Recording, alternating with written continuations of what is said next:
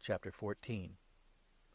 Now it fell on a day that Jonathan the son of Saul said to the young man who bore his armour, "Come, and let us go over to the Philistines' garrison that is on the other side."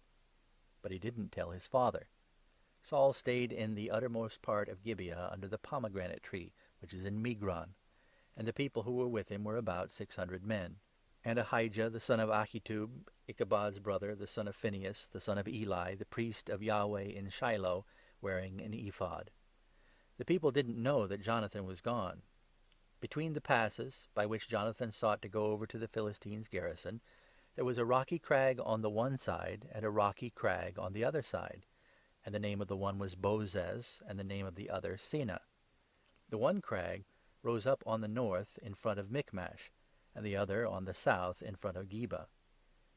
Jonathan said to the young man who bore his armour, "Come, and let us go over to the garrison of these uncircumcised.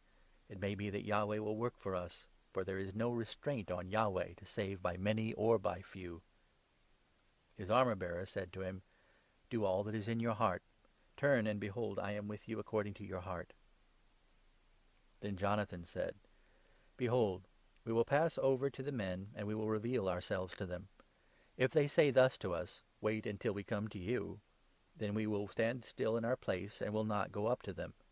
But if they say this, 'Come up to us,' then we will go up, for Yahweh has delivered them into our hand. This shall be the sign to us." Both of them revealed themselves to the garrison of the Philistines.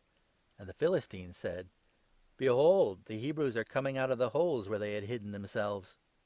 The men of the garrison answered Jonathan and his armour-bearer and said, "Come up to us, and we will show you something." Jonathan said to his armour-bearer, "Come up after me, for Yahweh has delivered them into the hand of Israel." Jonathan climbed up on his hands and on his feet, and his armour-bearer after him, and they fell before Jonathan, and his armour-bearer killed them after him. That first slaughter which Jonathan and his armour-bearer made was about 20 men, within, as it were, half a furrow's length in an acre of land. There was a trembling in the camp, in the field, and among all the people. The garrison and the spoilers, they also trembled, and the earth quaked, so there was an exceeding great trembling. The watchmen of Saul in Gibeah of Benjamin looked, and behold, the multitude melted away and scattered. Then Saul said to the people who were with him, "Count now, and see who is missing from us." When they had counted, behold, Jonathan and his armour-bearer were not there.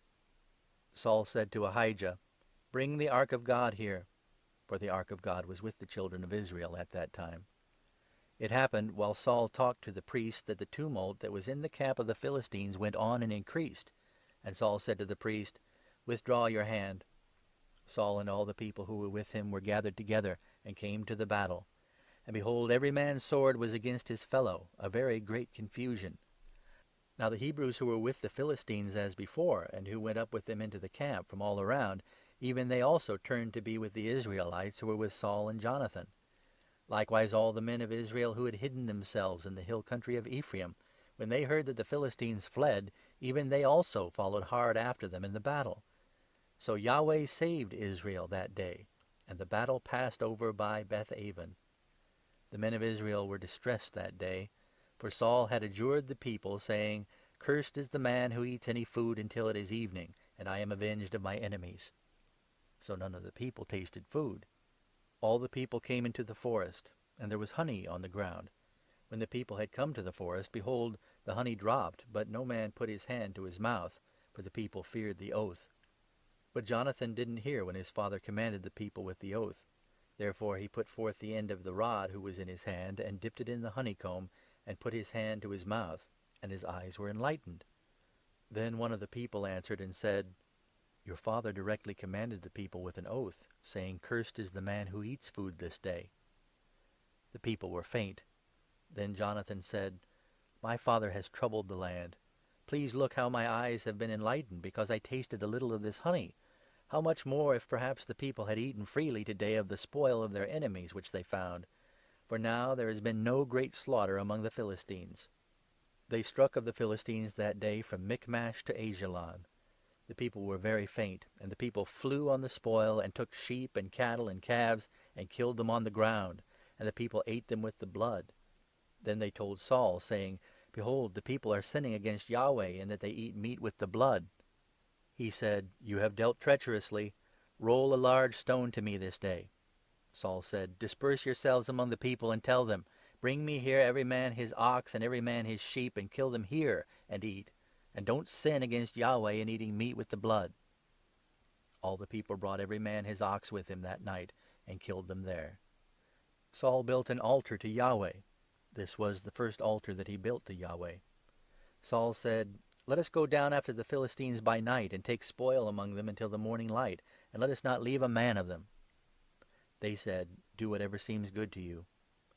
Then the priest said, "Let us draw near here to God." Saul asked counsel of God. "Shall I go down after the Philistines? Will you deliver them into the hand of Israel?" But he didn't answer him that day. Saul said, "Draw near here, all you chiefs of the people, and know and see in which this sin has been this day. For as Yahweh lives, who saves Israel, though it is in Jonathan my son, he shall surely die." But there was not a man among all the people who answered him. Then he said to all Israel, "You be on one side, and I and Jonathan my son will be on the other side." The people said to Saul, "Do what seems good to you." Therefore Saul said to Yahweh, the God of Israel, "Show the right." Jonathan and Saul were chosen, but the people escaped. Saul said, "Cast lots between me and Jonathan my son."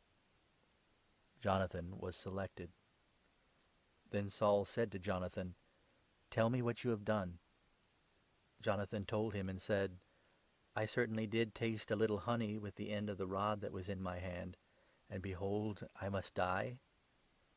Saul said, "God do so, and more also, for you shall surely die, Jonathan." The people said to Saul, "Shall Jonathan die, who has worked this great salvation in Israel?